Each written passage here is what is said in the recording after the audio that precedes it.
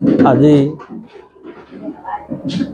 হাতীগুলি শাখা সাহিত্য সভাৰ উদ্যোগত আৰু হাতীগুলি মজলীয়া বিদ্যালয় তথা মহাৰাজৰ জয়ন্তী উৎসৱৰ সহযোগত এই জীৱকান্ত নাথদেৱৰ স্মৰণত বক্তৃতানুষ্ঠানত আজি উপস্থিত থাকিলে কৃষি বিশ্ববিদ্যালয়ৰ ডক্টৰ ৰাতুল বৰা আৰু শিৱসাগৰ সাহিত্য সভাৰ প্ৰধান সম্পাদক সন্তোষ দত্তদেৱ প্ৰমুখ্যে আমাৰ শাখা সাহিত্য সভাৰ কৰ্মকৰ্তাসকলে আজি এই অনুষ্ঠানটো সজীৱ কৰি ৰাখিলে আৰু সাধাৰণ এই গাঁৱৰ পৰ্যায়ৰ পৰা জীৱকান্ত নাথ গৈ শংকৰদেৱ অধ্যয়নৰ যোগেদি অসম ভিত্তিত যি এটা পৰ্যায়লৈ আমাৰ অনুষ্ঠানটোক লৈ গ'ল তাৰ কাৰণে তেখেতৰ প্ৰতি আমি যথেষ্ট ধন্যবাদ জ্ঞাপন কৰিছোঁ আৰু তেখেতৰ সম্পৰ্কে আৰু বহুতো কৰিবলগীয়া আছে। ভৱিষ্যতে আমি আঁচনি লৈছোঁ তেখেতৰ সম্পৰ্কে আমি বিস্তৃত এখন গ্ৰন্থ উলিয়াম বুলি আমি ভাবিছোঁ আৰু এইখিনিতে তেখেতৰ পৰিয়ালবৰ্গলৈও আমি ধন্যবাদ জ্ঞাপন কৰিছোঁ আৰু এই অনুষ্ঠানটোত অন্ততঃ তেখেতৰ স্মৃতি ৰক্ষা কৰিবৰ কাৰণে পৰিয়ালৰ আমি সহযোগ বিচাৰিছোঁ আৰু ৰাইজৰ সহযোগ বিচাৰি আমি এই কামভাগত আগবাঢ়িব বিচাৰিছোঁ। ধন্যবাদ। নমস্কাৰ। আজি হাতীখুলি অঞ্চলৰ কাৰণে এটা পবিত্ৰ দিন।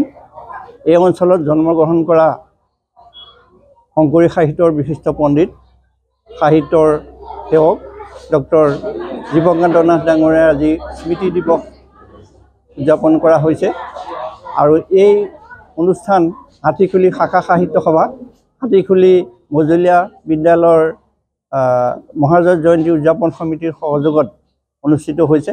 আমাক এই অনুষ্ঠানৰ নিৰ্দিষ্ট বক্তা হিচাপে ইয়ালৈ নিমন্ত্ৰিত কৰিছিলে। আমি যথাসাধ্য যিখিনি পাৰোঁ ডক্টৰ জীৱকান্ত নাথৰ বিষয়ে তেখেতৰ শংকৰদেৱ চৰ্চা বিষয়ক আলোকপাত কৰিলোঁ।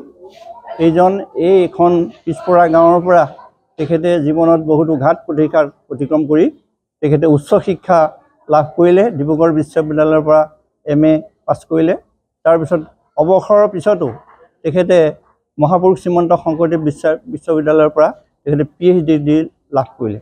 এইবিলাক এই স্থানীয় ৰাইজ বিশেষকৈ আমাৰ উঠি অহা প্ৰজন্মৰ কাৰণে অতি আদৰ্শস্বৰূপ আৰু জীৱনৰ ঘাট প্ৰতিঘাত অতিক্ৰম কৰি সাহিত্যৰ সেৱা শ্ৰীমন্ত শংকৰদেৱ সংঘত আৰু তেখেতে সংগী আছিলে আৰু এইখিনি দুটা অনুষ্ঠানৰ যোগেদি তেখেতে বহুতো সাহিত্য কৰ্ম কৰিলে আৰু বিশেষকৈ শ্ৰীমন্ত শংকৰদেৱৰ বিষয়ে তেখেতে কেইবাখনো মৌলিক গ্ৰন্থ লিখিলে আৰু বহুতো গ্ৰন্থ তেখেতে সম্পাদনা কৰিলে।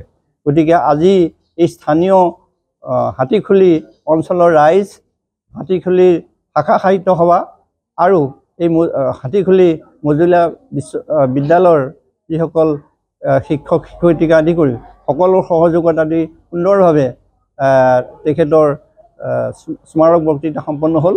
আমি যথাসাধ্য যিখিনি পাৰোঁ সেইখিনি আমি আগবঢ়ালোঁ আৰু আগলৈও এই স্থানত যাতে তেখেতৰ স্মৃতিত পুথিভঁৰাল গঢ় লৈ উঠে সেইটো মই আশা কৰিলোঁ। চিৰচেনেহী মোৰ ভাষা জননী।